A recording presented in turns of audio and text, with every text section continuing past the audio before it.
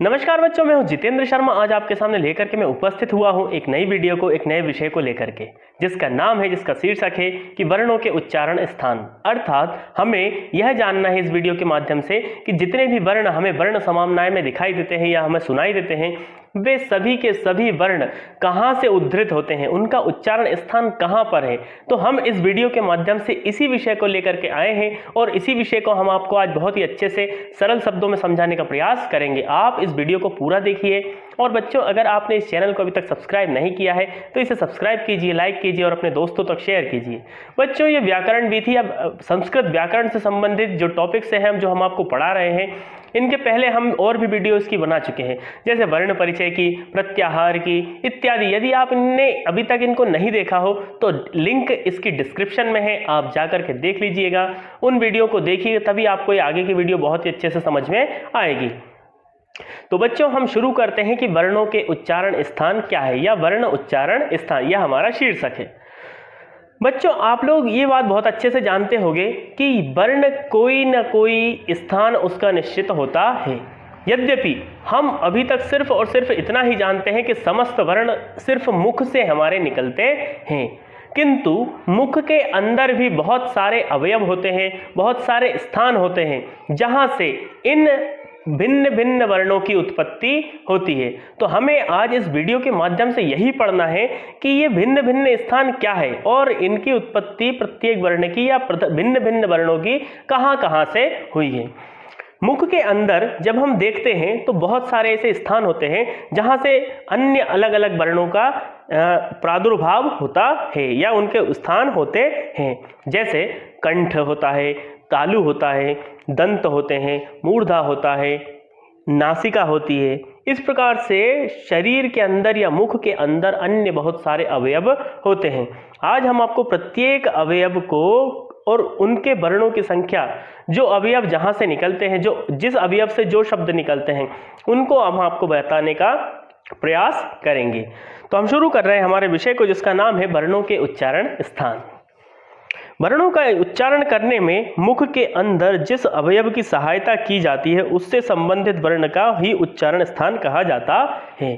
सामान्यतः हम जानते हैं कि समस्त वर्ण मुख से ही निकलते हैं, किंतु मुख के अंदर जिन अवयवों की सहायता से जो वर्ण निकलता है वह उस वर्ण का उच्चारण स्थान कहा जाता है। जैसे पहला है कि कंठ से संबंधित वर्ण कितने होते हैं, वह हम आपको बताते हैं। जब आप महर्षि पाणिनि की व्याकरण पढ़ेंगे तो वहां एक सूत्र है, मुख नासिका वचनो अनुनासिका या तुल्यास्य प्रयत्नम सवर्णम। इस सूत्र के अंतर्गत जितने भी स्थान हैं, अवयव हैं, उन समस्त अवयवों का उल्लेख भगवान पाणिनि के द्वारा किया गया है। तो हम पहला पढ़ते हैं कि कंठ से संबंधित या कंठ स्थान वाले कितने वर्ण हैं। तो वहां पर लिखा है अकुह विसर्जनीयानाम कंठः। अकुह विसर्जनीयानाम कंठः। अकुह शब्द से तात्पर्य है आ और आ, ये दो वर्ण हो गए। कु शब्द से तात्पर्य है क वर्ग। क वर्ग में 5 वर्ण आते हैं। जब हमने आपको वर्ण परिचय पढ़ाया था तब हमने आपको उसमें बताया था कि वर्ग कितने होते हैं। वर्ग हमने पढ़े थे कि 5 वर्ग होते हैं, क वर्ग, च वर्ग, ट वर्ग, ता वर्ग और पा वर्ग। इस तरह से 5 वर्ग होते हैं। तो उन 5 वर्ग में से जो पहला वर्ग आता है जिसका नाम है क वर्ग, क वर्ग के अंतर्गत आने वाले 5 वर्ण जैसे क, ख, ग, घ, ङ, 5 वर्ण ये हो गए। 2 वर्ण हुए आ और 1 वर्ण हुआ ह तथा 1 वर्ण हुआ विसर्ग। इतने जो वर्ण हैं वह कंठ स्थान से निकलते हैं। अर्थात जब हम इन वर्णों को मुख से उच्चारित करते हैं या उच्चारित करते हैं तब इनको उच्चारण करने में कंठ स्थान का बहुत ही बड़ा सहयोग हमारे पास में होता है। जैसे क, ख, ग, आप देखिए यहाँ पर आपकी थोड़ी सी वाइब्रेट होने लगती है जहाँ कंठ है हमारा, क्योंकि ये कंठ उच्चारण आधारित है।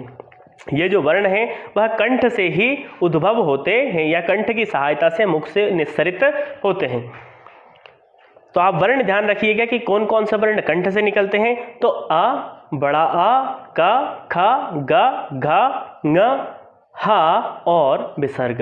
अर्थात आ, क वर्ग, हा और विसर्ग, इतने वर्ण, इतने अक्षर कंठ से निकलते हैं, इनका प्रादुर्भाव कंठ से होता है।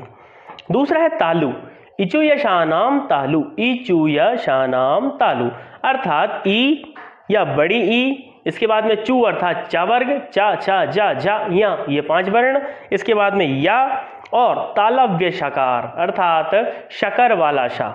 कौन सा शाह? तो शकर वाला शाह। इतने जो वर्ण हैं यह तालु से उद्भव होते हैं। ये जितने भी वर्ण हैं वह तालु स्थान से उद्भव होते हैं, इसीलिए इनको तालव्य वर्ण कहा जाता है। ये तालु से, यहाँ जीभ के नीचे जो एक भाग होता है, जो अवयव होता है मुख के अंदर, उसको हम तालु कहते हैं। जैसे ई, चू, य, चा छा जा झा, जो हमारी जिह्वा होती है वह जिह्वा हमारी तालु से टच होती है, इसीलिए ये जो वर्ण है वह तालव्य वर्ण कहलाते हैं। फिर है इसके बाद में मूर्धा वर्ण, मूर्धा अवयव, ऋटुरषाणाम मूर्धा, ऋटुरषाणाम मूर्धा, री से ऋषि वाला, टू अर्थात टा वर्ग, टा ठा डा ढा और ना, ये 5 वर्ण। इसके बाद में शा, मूर्धन्य शा अर्थात षटकोण वाला शा। इतने जो वर्ण हैं वह कौन से वर्ण होते हैं? उन्हें हम मूर्धा वर्ण या मूर्धन्य वर्ण कहते हैं। जैसे टा ठा, यहाँ मूर्धा, इसके पीछे की वाला हिस्सा जो जिह्वा होती है, जिह्वा के पिछले वाला जो हिस्सा होता है वह मूर्धा कहलाता है। तो री, टवर्ग और शा, इतने वर्ण मूर्धन्य वर्ण कहलाते हैं। इसके बाद में हम पढ़ते हैं दंत वर्ण, दंत या दंत्य वर्ण। तो लृतुलसानाम दंता, लृतुलसानाम दंता, लृ ला के नीचे री, तू अर्थात ता वर्ग, ता था दा धा ना, ऋतुल शानाम। इसके बाद में अंतिम बनता है इसमें ला और सा कौन सा? षटकोण वाला शाह मूर्धन्य हो गया, शकर वाला शाह तालव्य वाला हो गया और सरोते वाला शाह जो था वह दंत्य सकार हो गया। इस प्रकार से तीनों शाह तीनों वर्णों में, तीनों भागों में विभाजित हो जाते हैं। फिर है उपपद्मानीय नाम ओष्ठः, ओष्ठ वर्ण होते हैं जो हमें ओष्ठ की सहायता से, आप देखिएगा इन वर्णों का जब हम उच्चारण करते हैं तब यह जो वर्ण है वह दोनों हमारे होंठ आपस में मिलते हैं। जैसे उ, पू, जैसे पा, फा, बा, भा, मा, तो ये इनको हम ओष्ठ वर्ण कहते हैं। तो जैसे ऊ है और बड़ा ऊ है, पा वर्ग है, पू अर्थात पा वर्ग है, जैसे पा, फा, बा, भा, मा, ये सब जब हम इनका उच्चारण करते हैं तब हमारे होंठ आपस में टच होते हैं, इसलिए इनको ओष्ठ वर्ण भी कहा जाता है। यमंगणनानाम नासिका, प्रत्येक वर्ग का अंतिम अक्षर अर्थात पंचम अक्षर वह नासिका वर्ण होता है। अर्थात जब हम इन वर्णों का उच्चारण करते हैं तब हमें नासिका की सहायता से ये वर्ण बाहर आते हैं। जैसे या, ङ, न, म, ये सब अनुनासिक या अनुस्वार वर्ण होते हैं।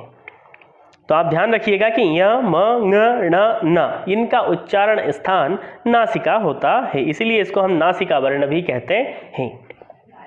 जैसे फिर इसके बाद में है 7वां ए दैतो कंठ तालु, ए और आई ये दोनों ऐसे वर्ण हैं। अभी तक जितने भी हमने वर्ण पढ़े थे वह प्रत्येक भिन्न भिन्न एक ही स्थान से उद्भव होते थे। जैसे अकुह विसर्जनीय नाम कंठ, आ का खा गा जो वर्ण है वह कंठ से उत्पन्न होते हैं। इचु यशानाम तालु, ये तालु से होते हैं। ऋटुरषाणाम मूर्धा, ये मूर्धा से होते हैं। ऋतुलशानाम दंता, ये दंत से होते हैं। इसके बाद में उपू पद्मानीय नाम ओष्ठः, ये ओष्ठ से होते हैं। यमंगणना नाम नासिका। यहाँ तक जितने भी वर्ण आपके सामने आए हैं वह सब प्रत्येक अक्षर एक निश्चित स्थान से उत्पन्न होते हैं। अब कुछ ऐसे वर्ण आपके सामने आ रहे हैं जो मिश्रित वर्ण होने के कारण मिश्रित स्थान से उत्पन्न होते हैं। जैसे आ और ई आ धन ई जब हम जोड़ते हैं, संधि करते हैं, तब एक नया शब्द बनता है, उसे हम मिश्रित वर्ण कहते हैं, वह बनता है ए।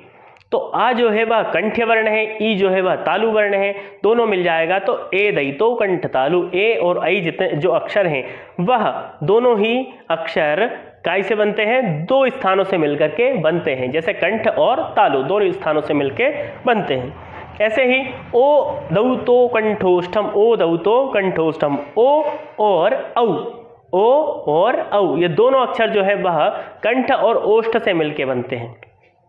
दो उच्चारण स्थानों से मिलकर इनका निर्माण होता है। बकारस्य दंत्योष्ठम, बकार जो शब्द है उसका जो उच्चारण स्थान है वह दंत धन ओष्ठ है। बकार का जो उच्चारण स्थान है वह दंत्य धन ओष्ठ है। ये दो जगह से मिलकर के निकलता है। जिह्वा मूली यस्य जिह्वा मूलम, जिह्वा मूलीय जो शब्द होते हैं वह जिह्वा मूलम उनका उच्चारण स्थान होता है। और अंतिम है नासिका अनुस्वारस्य, अनुस्वार का जो उच्चारण स्थान होता है वह होता है ना, अनुस्वार का जो उच्चारण स्थान होता है वह होता है ना।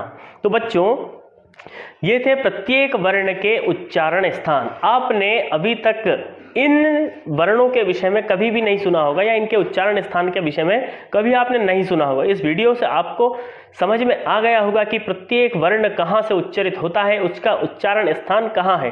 क्योंकि संस्कृत भाषा के अतिरिक्त किसी अन्य भाषा में यह सुविधा या स्वर विज्ञान वाली बात नहीं बताई गई है। चाहे आप आंग्ल भाषा को ले लो, हिंदी भाषा को ले लो या किसी भी अन्य भाषा को ले ले, किंतु उनका उच्चारण स्थान यदि कहीं बताया गया है तो सिर्फ और सिर्फ संस्कृत भाषा में ही बतलाया गया है। इसी को हम स्वर विज्ञान भी कहते हैं। तो बच्चों हम उम्मीद करते हैं कि आपको वर्णों के उच्चारण स्थान आसानी से समझ में आ गए होंगे। अगर आपने इस चैनल को अभी तक सब्सक्राइब नहीं किया है तो इसे सब्सक्राइब कीजिए, लाइक कीजिए और शेयर करते रहिए तथा देखते रहिए हमारे इस वीडियो को, जिस पर प्रति बार हर बार एक नई वीडियो एक नए विषय के साथ उपलब्ध होती है। धन्यवाद।